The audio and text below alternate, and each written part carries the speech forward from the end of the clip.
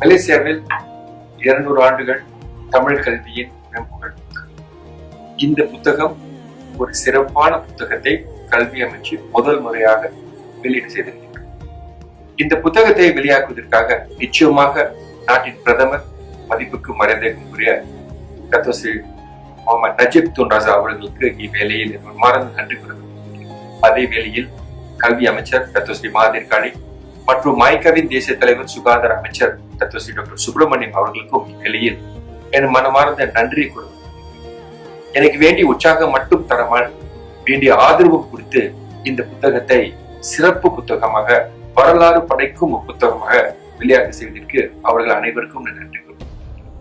இந்த புத்தகத்தை வெளியாக்குவதற்காக ஆசிரியர்கள், தலைமை ஆசிரியர்கள், விரிவுரையாளர்கள், தமிழ் ஆர்வலர்கள் அனைவரும் எங்களுக்கு ஒத்துழைப்பு கொடுத்ததுனாலதான் இந்த புத்தகம் சிறப்பாக நாங்கள் வெளியாக 200 ஆண்டு காலத்துக்காக தமிழ் பள்ளிக்கூடம் இந்த நாட்டில் எந்த அளவுக்கு புகழ் அடைந்திருக்கு, சிறப்பு அடைந்திருக்கு.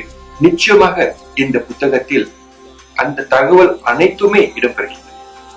நிச்சயமாக தமிழ் பள்ளி, தமிழ் கல்வி இந்த நாட்டில் தொடர்ந்து சிறப்பாக இருக்கும் என்ற வேண்டிய வேலைகள் தான் நடந்து கொண்டிருக்கிறது.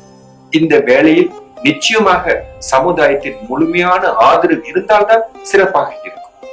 இந்த தமிழ் கல்வி மேம்பாடு திட்டத்தில் தமிழ் பள்ளிக்கூடம், தமிழ் மொழி, தமிழ் சமயம், தமிழ் சமுதாயம் அனைவருக்குமே இந்த புத்தகங்கள் நிச்சயமாக இருக்க வேண்டும் என்ற அவா எங்களுக்கு இருக்கின்றது.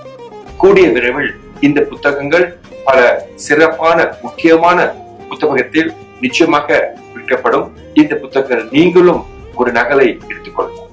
இந்த புத்தகங்கள் நாட்டில் இருக்கும் 10,000க்கு மேல் பள்ளிக்கூடங்களில் நிச்சயமாக தமிழ் பள்ளிக்கூடத்தில் இடம்பெறுவதற்கு வேண்டிய வேலைகள், ஏற்பாடுகளும் செய்து வருகிறது.